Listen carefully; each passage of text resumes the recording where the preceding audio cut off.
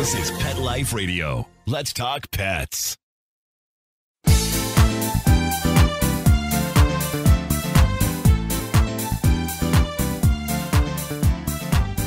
Welcome, everybody, to the next episode of 19 Cats and Counting. Those of you who have been paying attention, I went up to 20 for a minute, but sadly, I lost my Pinky to lymphoma last week. Back to 19, and we sure miss Pinky. But I am so excited. I have a double blessing today. Not only is Arden Moore, pet safety expert, joining us, but my co-host and best friend, Linda Hall, is back. Ta-da! Right after this break, they'll both join me, and we will talk about all things cat. Welcome back to 19 Cats and Counting. Linda Hall, welcome back. Thank you. It's good to be back. I've been looking forward to this. Oh, it's good to have you back. I love doing the show, but it's a lot more fun when you're on board. And we have another fun person with us today. Tell us who we've got with us, Linda. It's Arden Moore. We love Arden. We met her at a pet conference. She's got it all, the cats, the dogs, all of it. But recently we got a chance to take her first aid class online, which was the coolest thing I'd never even heard of. I didn't know. And we want to talk about that today. For sure. Arden, tell us about how you got started with pet safety. Well, I've done a lot in the field of pets and behavior and writing books and all that. And there was a big piece of the puzzle missing. And that's what do you do when happens to your cat and you're miles away from a veterinarian? Right. So almost 10 years ago now, I began becoming a pet first aid instructor, took a lot of different programs. I'm now a master instructor, and I have a board of really, really bigwigs in the world of veterinary medicine. They've got a lot of Vanna White initials after their names because they're board certified in feline medicine, internal medicine, critical care, emergency. They're my advisors, my go-to team. And I'm doubly blessed because I have a dog and a cat who team up with me in all my classes. And I just think if this is the biggest gift I could ever give somebody is to teach them what to do when happens. Oh, definitely. And I was looking on your Facebook a couple days ago, I think it was, and somebody actually posted that they learned what they used in your class to save their cat from choking on kibble. Yeah, Dusty Rainbow, she's a big cat writer.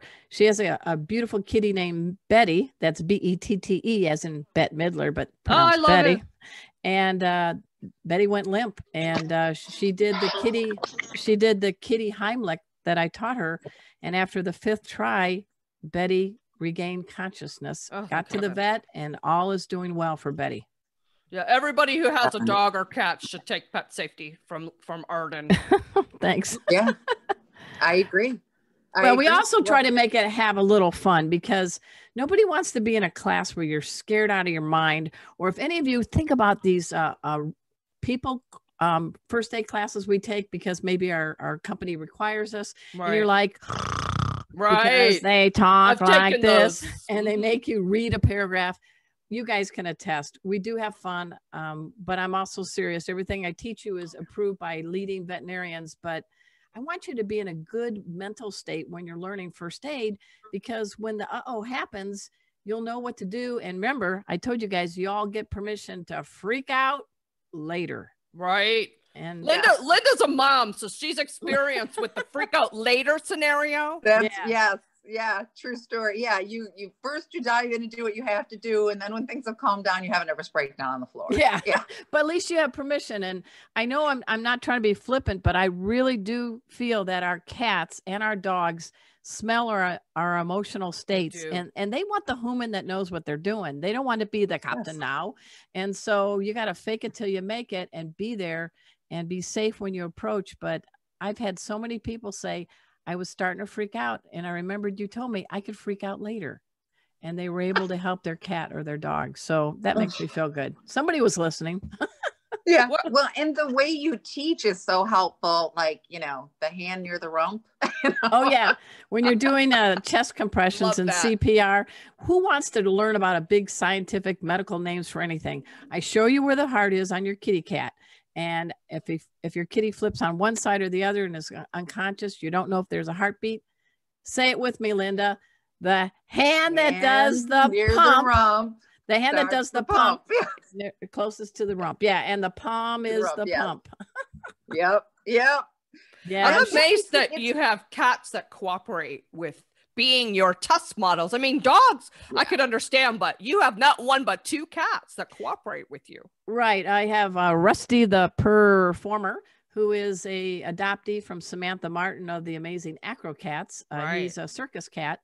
And the veteran is pet safety cat Casey. They're both ginger boys. And actually, the first cat I ever had was a Turkish fan mix named Ziki, who was my first pet safety cat. And I adopted Casey from the San Diego Humane Society when he was 4 months old. Nice. And I kept playing and interacting with him. And he got to be socialized with a lot of people, including dogs and cats. So I'm very happy. He's now a certified therapy cat too. So he has never met a stranger, never met a strange place. And he rocks it as a safety cat. Rusty is still learning because sometimes Rusty's young. He wants to go after Casey's tail when I'm doing a chest compression. And Casey's like, I'm supposed to be playing unconscious. Leave my tail alone. You know, those youngins, they always start trouble, don't they? But the good news is because Rusty was crate trained during class, if he's being a butthead, I just open the crate and he walks in and he snoozes while I'm doing something with Casey. So I've learned how to work it. You know, you have to outfox the felines. Yeah. Well, you made it look flawless. You made it look like they were just doing whatever you wanted. So whatever you were doing, you did good. But well, you know what it is. You first, you got to have trust. If your pet trusts you, everything else from there can be built upon. And so every pet that I have, including we have a furry Brady Bunch, including our latest little doggie named Emma, who is a pandemic pup we adopted, high levels of heartworm. She was like a zombie dog. She's rocking it now. And now that she is healthy and feels safe, her best buddy is Rusty the performer. They're about the same age and they play and then they flop and pass out and sleep together. So I'm very happy. They're about 1.5 years old each and they got a lifetime ahead of them of hanging out. I love that. They kind of learn from each other, I think, Arden. Yeah. If they see the other cats are calm and trusting you, they watch for a while. I have a pandemic cat, an old man named Maxwell. Okay. He was originally named Maxwell Sheffield, but I think he's more of a Maxwell Smart. But I noticed he was tossed out. He's an older cat. The vet says 12. I think he's more like 15.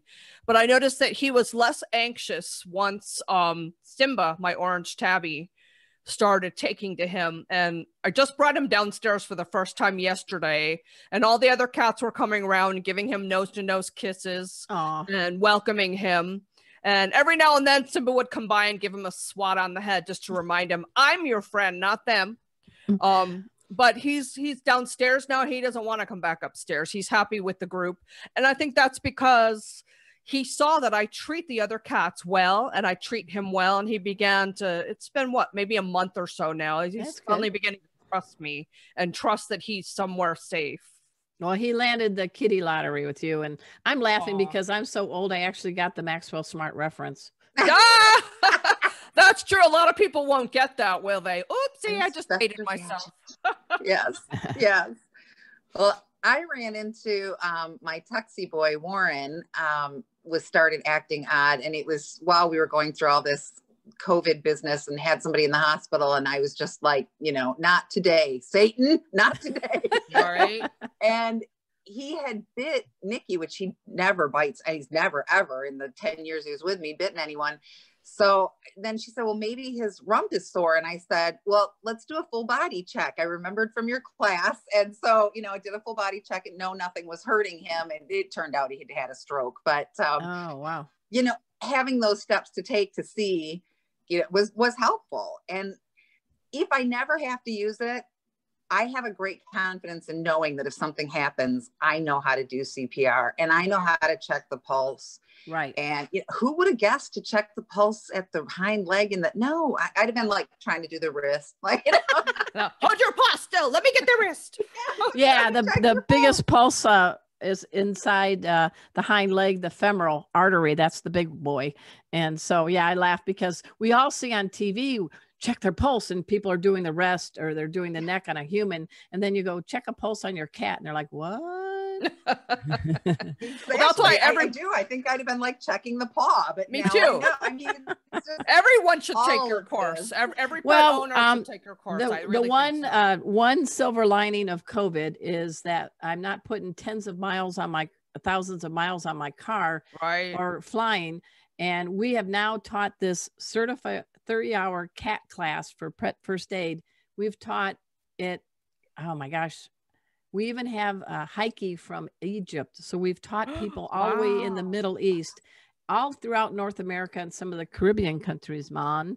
So I'm using Zoom, and I have Casey and Rusty. And the best part is, because cats don't really like to be out and about in a strange place, because people in my class are at home, the kitties at their home who feel safe, they're actually working on their kitties at home Right. while we demonstrate. So Perfect. it's a weird name of a company, but it's Pet First Aid, all spelled out, then the letter 4 and the letter U. And we do have openings. We have a class November 8th, a 3-hour class, and one December 18th. It's a Friday for 3 hours. And I hope people can come in, because I think it's the best gift you can give your cat. Oh, for sure. I'll put a Yes. post on my blog with those upcoming dates. And Okay. I have an audience of all places in Dubai. And I would love that. I know. I got contacted by them again this week. The producer of the radio show I was on in Dubai just adopted a kitten, and he Wow. wants some advice. So I'm going to be back on their show, and I will be sure to give a plug to your Pet's First Aid for thanks. you. So maybe you'll get some people in Dubai coming to your class. Well, Heike said she may be able to work with somebody to get my course book in Arabic. Absolutely. So why not? Everybody needs to That's know this. So it's a small world awesome. after all. I was going to say, I have a very close friend who is from Alexandria, Egypt. And I know I hadn't even thought about that, but yeah, she'd do that. Yeah, for you. I would love it. I mean, I would love it. When I go up to heaven someday, I want to see the thing I did the most, that I'm most proud of, was not that I covered a Super Bowl as a sports writer, or be able, to do the Snoopy dance in public sober. I think it is being able to help people help their pets. That's kind of what my mission is. In fact, my motto is bringing out the best in pets and their people. Yes. Well, I love definitely. that. That's what we're all about here too. Yes. Helping as many pet owners as possible, and as many cats stay in their forever home and be happy and healthy, with information from your pet safety class too. Mm-hmm. I mean, I can't imagine what that woman would have done with her cat choking on kibble had she not taken your class. And the irony was, it was her birthday when all this happened. So she put on Facebook, I started my birthday the crappiest way. My cat, choking and becoming unconscious. And after the vet visit and everything else, I ended it on a good day, because Betty got to come home. Yeah, she saved her cat's life because she took this course. And Rita and I were talking about the safety of COVID, not wanting to leave our homes. Yeah. You're right. I was doing some of it on my cat while he'd allow me, and then I would switch to a stuffed animal. But if I was going to see your course, in Pennsylvania, I would not be bringing my cat. They would be really unhappy with me. And I would have to put where pet conferences were and things that interested us, and how far away is it? And, Rita drove from the Carolinas to Virginia for that pet conference where I first met you. And so how cool. We don't have to wait for you to be in the vicinity, drive anywhere. We can do it in our jammies. It's awesome. I'm in my jammies now. That's why I'm not on camera. I don't even have makeup on. Both of you ladies have your cameras on so I can look you in the eyes, but I'm sorry, I don't. That's okay. This is radio. We love it, True. Yeah. I do I'm like always to in post favor the of staying in the videos when jammies. I take them, but I just couldn't get it together in time. I've been just last week's been tough with losing Pinky. Yeah, I understand. And, various health issues of my own coming up. I've tested negative for COVID, but there's still a possibility I had it. I have all the symptoms. My doctor's like, I'm pretty sure you have it. Mm-hmm. So anyway, on to the next topic. I'm not sure if we should take a break. Let's go ahead and take a break now, and then let's come back and talk about other things you're involved with. We'll be back after this message from our sponsors. And we're back again with Linda Hall, Arden Moore, and myself on 19 Cats and Counting. Yay! So we've been talking about Arden's cat safety course, but let's switch gears a little bit. Arden's written a couple of children's books, and I would love to talk more about the inspiration behind those. Well, I've written more than 24 dog and cat books, but they're for people who can vote and, and drink alcohol legally. So it was about time I hit the new generation kids. I've been very blessed because my dog Kona, a terrier mix, and Casey, the cool orange tabby, we, before COVID, would go to, they're both certified therapy cats and dogs. So we would go to memory care centers at Brookdale. We call them the Brookdale Buddies, but we also would go to the SPCA's critter camp with kids and go to schools and things like that. And Casey and Kona love the kids, and the kids love Casey and Kona. So one of my publishers started seeing all these posts about us with kids and contacted me and gave me a 2-book deal to write a book for kids 8 to 12 years old. It's called A Kid's Guide to Cats. Love it. And A Kid's Guide to Dogs. And what is really rocking is that in the book, Casey gets to have his own sidebars, and Kona has her sidebars. So our cat and our dog are actually talking to the kids too. I love it. And so it came out exactly, you ready for this, guys? It was published the 3rd week in March. Oh my gosh, talk about timing. So I'm like, oh, crapola, man. Now I'm not going to get to go see the kids and all this. But then again, I'm looking for the silver lining. All these parents are stuck at home with their kids looking at what to do. Right. The books are both now in second printing. I love that. Because, how awesome. Yeah, because I think people are seeing this is, they've got DIYs in the book. There's a lot of things there's kids can do. We have a little chore list. And I love it because on page, one of my kids that got it, she wrote me and she said, I really, really love this book, especially page 129, because it's a picture of a cat's butt. I love that. Who doesn't love a cat's butt? And the caption is, I've got a doozy for you. That's a hoot. I bet you Cameron would love that page, Linda. Oh, without a doubt. Yes. We found him, Rita found him a coloring book on Amazon of all cat butts, and he thought that was the greatest thing. He's 15, so yeah, that's, well, like in my class I made you guys poopologists, so come on. Right. But yeah, but it makes me feel good because I love kids. They're smart. I've had a lot of kids even as young as 9 take my dog cat first aid classes, and they're in it. They're in it to win it. And some of these may be our future veterinarians, behaviorists, whatever. And as long as they come with their parent, it's all cool and they have a great time. So I never charge any child admission a fee to take my class. Their parents have to pay, and they're like, yay. So one time this man came, the dad came with his daughter, and he walked in. You could get that feeling. They're like, I don't really want to be here. And the daughter is like 11 years old. And by the end of the class, they had so much fun with Casey and my dog Kona and getting together. And then he came up to me after class and he said, hey, I just got to tell you something. I'm divorced. I don't get a lot of time to see my daughter.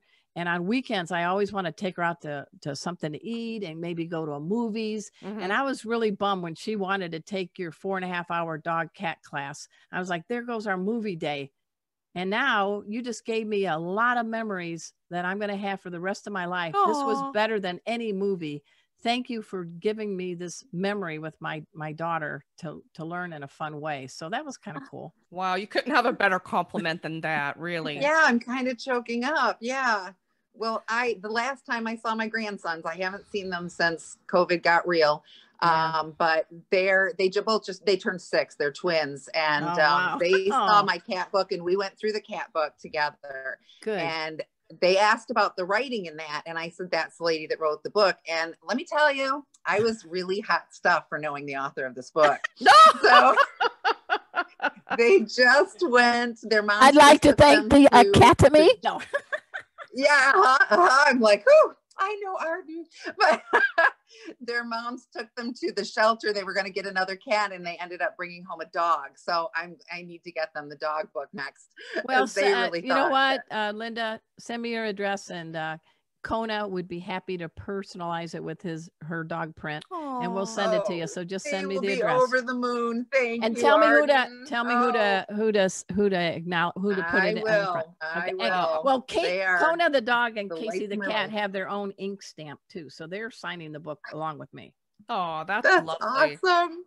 That's awesome. Well, and the trading card that was in there, that was so cool. Well, if I could say that one, there is a lady named Christy, and she makes these trading cards of pets. They're called Toki Poki, Tokipoki. What's really cool is on the back, you can put your little story and your logo, and there's Kona and Casey and mine. That. But here's the best thing. This is a lady giving back. Whatever number you order, she duplicates that order and sends them to kids in more than 100 children's hospitals all over. Oh, so kids that are stuck in a hospital, Casey's is number 1133 and Kona's 1134. I think they've got close to 2,000 now of these. It's a really nice thing. And you're helping kids in hospitals. And this is better than a business card. You know? Oh my gosh. No kidding. Yeah. Sweetie Pie needs a card. Everybody loves Sweetie Pie needs a card. Sweetie Pie's so adorable. She's itty bitty. She still looks like a kitten. She looks like she's a combo of a munchkin cat and a rag doll. That sounds like me. So we've got to do that. We definitely got to do that. Yeah. So I'm really, I've written a number of books. I've actually written books with medical doctors and gardeners and herbologists, but these two books with kids, the Kid's Guide to Cats and the Kid's Guide to Dogs, I got to say, these are my two favorites. Yeah, I've got your cat behavior answer book too, which I thought was awesome. I love that book. Well, good news. We're going to be doing a whole total new one now because that's about 10, 15 years old. So same publisher liked what she saw with the kids, and we are going to basically gut the dog behavior answer book and the cat behavior answer book and make them in a regular size with images and all that. So that's my next two books I'm doing. I love that. I'm working on a book myself. I did write one, Sadie's Heart, about the loss of my Sadie. Yeah, I got that. Thank you. I have that. You sent it to me. I did send it to you. Yeah, I thought I did. But I'm working on a cat behavior book, so I'm trying not to read too many other people's cat behavior books right now. Yeah, I got you. Stay in my own. Don't worry, I haven't even put the first word in the new book, so go for it. You know. Yeah, but after that, I do want to read. I like to read everybody else's books because no one person knows everything about cats, and if you say you do, you're lying because there's no way. Linda knows. You know, she thought with 8 cats that. You know, I'm doing pretty good. I know a lot about cats, right? Now she's got 11. She inherited 4 and then she lost Warren.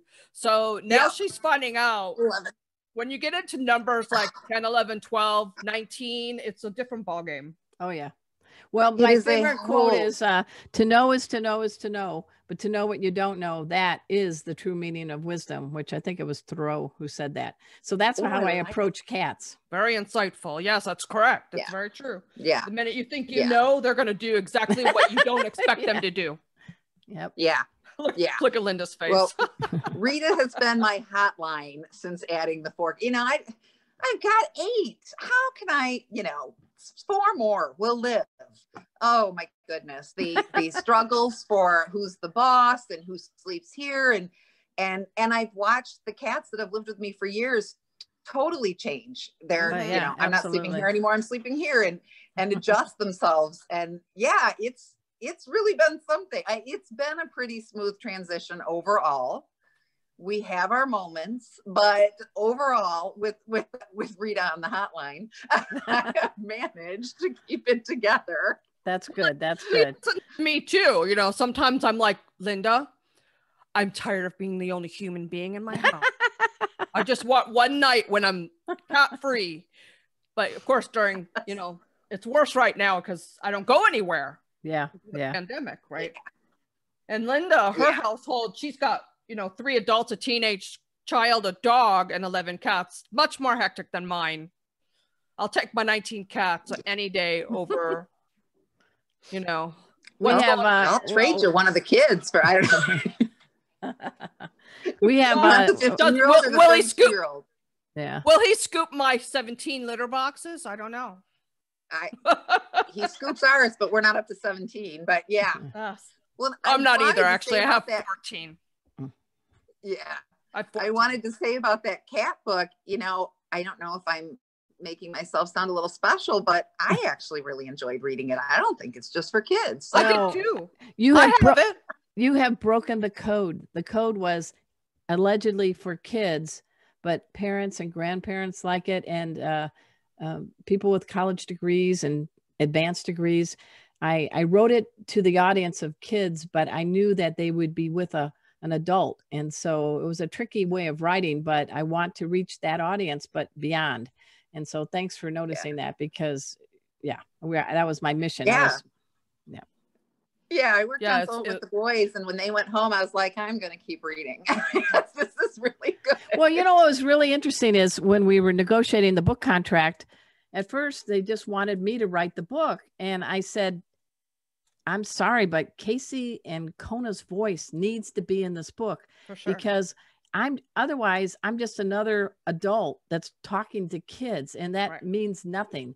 And you still have to write it so it's not too cutesy and things like that. But Casey and Kona have hung out with so many kids. They've been to 13 states already, traveling and presenting and classes and behavior. So they've got a lot of mileage under their collars. And I said, we're a team. So I really negotiated to have those sidebars and for Kona and Casey to be part of it. And I do believe that's what separates this book for kids from other books for kids, because it's just a veterinarian or a pet expert talking to them. Let's bring on the real deal. Let's bring on the woof and the meow. Oh, for sure. They want to hear from the animals. They don't necessarily want to hear from another human, another adult. And I feel like you treated the kids with respect. You know, absolutely. Fluffy's cute. You should pet Fluffy. Nice. It wasn't that. Oh no. Hey guys, in my classes, the kids are super smart.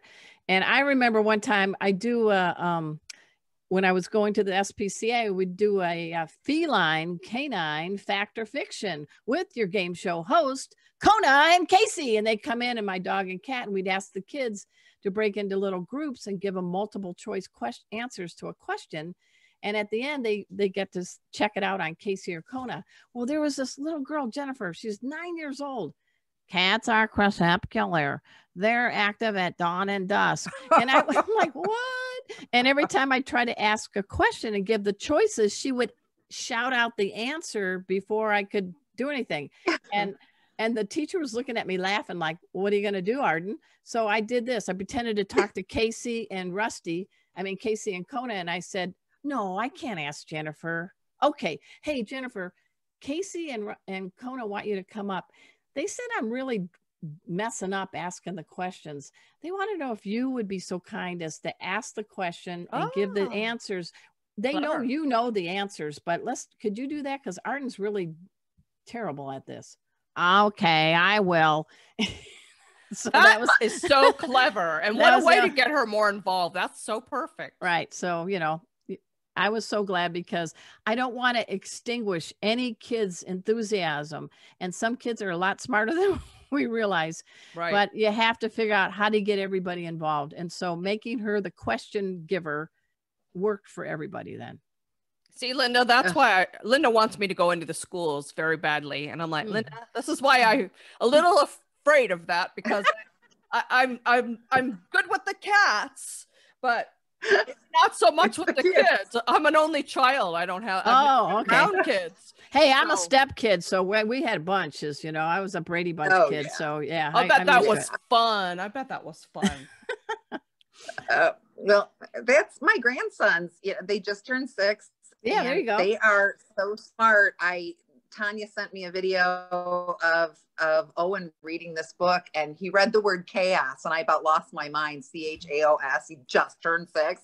They are so smart. They are. But both of their parents are educators and have, so it really reaches everybody. You've got to reach, everybody. Yeah. And I don't know how you did it, but you did it. Well, I have a lot of respect for all ages, all people. And so the kids have a BS meter, and they know when you're talking down, and they know when you're ignoring them. And I love them. I really love kids. So yeah, I do too. I'm just a little I'm not sure how to talk to them until they become teenagers. Linda's the expert on that. Okay, well, she'll help you out. You got to get her on speed dial. Yep.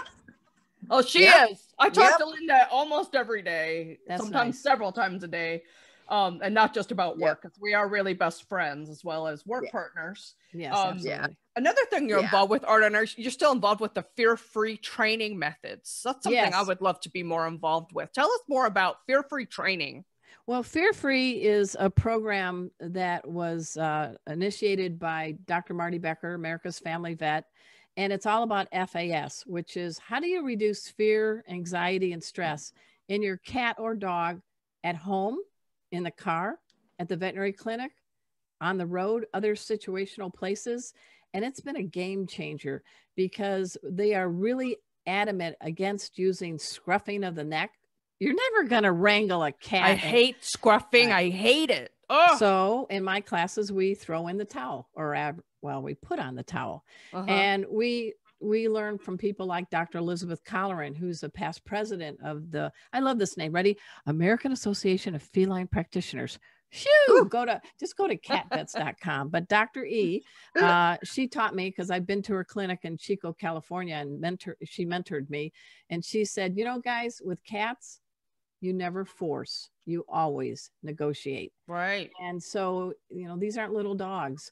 And so I really I took all the different programs. I'm certified as a fear-free pet national speaker and certified professional. And I was doing a lot of talks on fear-free in person before COVID. And I hope to get back to that, but I still write for their fear-free happy homes and fear-free pets. So really, guys, go to those websites. They've got a lot of great information, and it's a game changer because we don't have to use force, even when a cat is injured, to be able to render aid to them. So I do incorporate fear-free in my pet first aid training. Right. I love that. And I love that more veterinarians are seeing that cats do need special handling. I once had a veterinarian, I won't name any names, but I took my most gentle cat in for an exam because she was a senior. And he was so petrified of cats that she just opened her mouth to yawn and he's jumping back. Oh, she's going to bite me. And I'm like, okay, this is not the veterinarian for me. No. Wow. Well, I'm lucky. My personal veterinarian is Dr. Deborah Charles, and she is a fear-free pet certified veterinarian, and so is the whole staff. I have an awesome vet now, but I don't think they're fear-free certified. I would love for more veterinarians to know about that and become certified and fear-free to give the cat parents an extra added comfort level too. Yeah, because remember, the pets are smelling our emotional state, so fake it till you make it. Yeah. And they do. That's why when we're sad, like when I lost my Pinky last week, they're all congregated around me. They knew I was upset. And Linda can attest during COVID when we lost Sebastian. Yeah. Oof. All the cats. Yeah. Yeah. It was as sad as it was really fascinating. Rita has taught me to become this observer and how to learn from the cats. Oh, look at the baby. And, watching them, cats that didn't used to be on my bed were on my bed, cats that didn't used to cuddle were cuddling, they were feeling, and we weren't, walking around sobbing and carrying on with, mascara down our faces. We were just sad, and watching them take care of us. And even now, Kizzy, who has only ever slept with me I think I've had him 4 years now, has started sleeping with Nikki. I've decided he must think she needs him more. I'm a little bent out of shape about it, but well, I call my cat, pet safety cat Casey, is my BFF, my best feline friend. And he's he so really beautiful. I like that. He's really attuned into me, and I'm attuned into him, and he's pretty good. You should see him with the memory care folks before COVID. He would come into the memory care center, Brookdale Buddies, wearing a cowboy hat in a stroller, and he walks on a leash, and he would purr and sit in everybody's lap. And there was this one lady that didn't verbalize, but every time we brought Kona and Casey, she would shout out, Peggy loves Casey. Peggy loves Casey. Oh, I love and that. So Casey's really made a mark in life. He's a pretty special kitty. He's beautiful. That's amazing. What a huge gift that is. Mm-hmm. Yeah, he's a very good therapy cat. And I'm very blessed to have him because he is my BFF. So I know if you guys could see, he's looking right into the camera here. So beautiful. Yeah. I may post this video on my website, even though I'm just not in it. Just there you go. Look well, we do call him the feline George Clooney because the ladies love him and the dudes do too. That's right. The guys behind you are guy. putting on a little show right now. I see wrestling that. with each other. That's a 15-year-old Mikey with little Rusty, their performer. I love it. As long as there's no yowls, we let them be. Yep, same here. Yeah. I taught Linda that early on. Just because they're doing things like that doesn't mean that they're fighting. No, there was no sound. So that was I'm doing aerobics. It's my kitty aerobics. If you hear if you hear then you worry. I've learned since adding the other 4 cats too that there's a noise like I'm really mad, get away from me, you know, and it sounds bad, but it's really not. And then there's a note that they hit where I've got to intervene. And it really reminds me of kids fighting or crying. And you're like, you know, I'm not taking that seriously. There's no blood. And then, you know, there's that sound that you hear that, you know, you better pay attention to it. Yeah, it goes. That's the one. Casey just jumped up. I'm a good cat ventriloquist. Hey, Casey, I'm surprised nobody's run into the room to see what's going on. I'm looking around. No cats in here. I think we're like over our half hour. Okay. Yeah. Such a wonderful. I could go for another hour, but I want to make sure we go. Yes. I would really like Arden to tell the cost of the first aid for cats and dogs classes. Right. It's $1 million. No, the cat first aid classes. And I got to tell you, name another class that has not 1 but 2 cats and me and teaching you. And it doesn't matter where you live, anywhere in the globe. It's $40. You get downloaded a detailed course book, get you a lot of other handouts. And the 3 hours are going to go by really fast, but you're going to learn and you're going to give your cat a really good gift. So it's Pet First Aid, all spelled out, then the number 4 and the letter U. Easier, just go to ardenmoore.com and it'll whisk you over there. We do ask that you sign up in advance because we keep our classes small. And we have some classes, I think November 8th and December 18th, I believe, are the cat ones. But the cat and dog classes are also posted on Pet First Aid for you. It's well worth it. It's awesome. Well worth it. If you never use it, just to have the knowledge. But who of us haven't had a cat that was sick or something was going on and you just didn't know what was up? You know, just looking at their poop will tell you a lot, right, Arden? Well, right. I love poop. We talk about poop in class.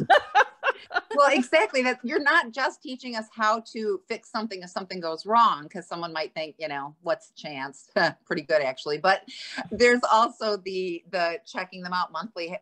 You know, yeah, I want you to be a preventative and be a pet detective, so you can save money at the vets and extend the life of your kitty cat. Because cats are not like dogs; they do not emote emotions and say, "Oh, I don't feel good." They're like, oh, "There's a hairball. You now figure out what it is." Look how long Pinky was sick. Even the vets didn't know what was going on, but it turned out to be lymphoma. But you know, by the time she was showing symptoms, she was pretty ill already. Yep. Yeah. So we want you to tune into your cat, and you might just save your kitty's life. Right. Yeah. Well, and I don't know what other class you can take for $40 for 3+ hours and get the course book, so we can, you know, we're not going to have to redo it when, you know, Rita said to me the other day, she read that about the Heimlich and said, I'm trying to remember if I know how to do that. I think I need to look through that course book again.